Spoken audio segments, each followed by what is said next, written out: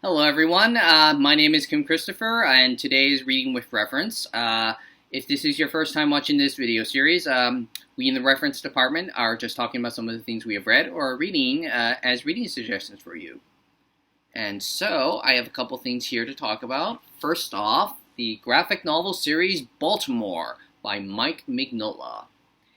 And, well, you may know Mignola even in passing for having created the Hellboy comic book series, and with this series, he took sort of an interesting alternate take on history where the plot is set in the year 1916 where a devastating plague has put a sudden end to World War One.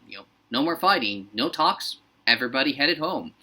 And unfortunately, though, with the plague comes the rising of the dead, zombies, vampires, any abomination of evil that comes to mind. And well, this is where we are introduced to the character of Lord Henry Baltimore, pictured here. And Baltimore, he's a former soldier of the trenches who is now on a quest of vengeance to find the one, or quest of vengeance against the one responsible for the plague, as well as the murder of all his loved ones. In this case, it is the centuries-old vampire, Hagus, who unfortunately is on a quest of his own to resurrect the god of the vampires, the Red King, from where he slumbers beneath the Earth's surface, and with his resurrection, usher in a new dark age.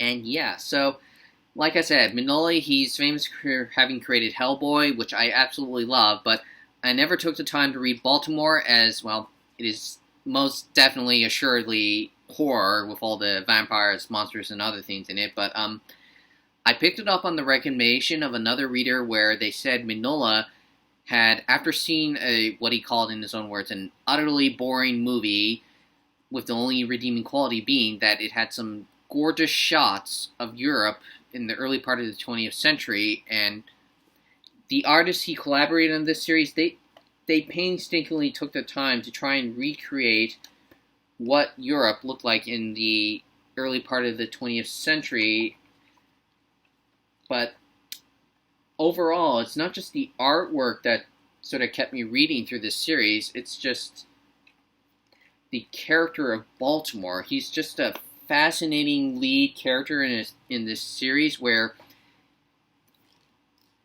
he's like a combination of some of the great fictional characters like the Punisher, this lone warrior in this who's lost everything, who's in this never-ending war against evil, or like John Wick from the action movie series that I love, who is this battle-weary soldier who just wants to give up fighting, retire, be at peace, but he can't until he completes his quest. And Baltimore, the one thing that I admire them for doing, that they did in this series, is just showing just how battle-weary and tired Henry Baltimore is. Just every depiction of him, you just feel for this character, you relate to him, and you don't want him to fail, you don't want him to fall, and without trying to spoil anything, just from start to finish, the consequences of this quest just really take the toll on him, and yeah, he is just one of those great characters that you can't hate, and you keep rooting for him until start to finish, and yeah, I highly recommend Baltimore as a graphic novel to read, horror series if you love, monsters and everything, which this has plenty of, but also just primarily for me, just the character of Baltimore. He is just one heck of a character in this series, and yeah, I just wish there was more of him rather than just the limited time that Mignola spent with him. But yeah, Baltimore. I highly recommend it as a read. And last here, I have the book Ka, Dar Oakley and the Rune of Ymir by John Crowley. So many ways to pronounce the name, but yeah, this is a really fascinating fantasy book that I found in our library's collections. I regret I didn't know about it, but story itself, it follows in the beginning this unnamed human character who remains unnamed.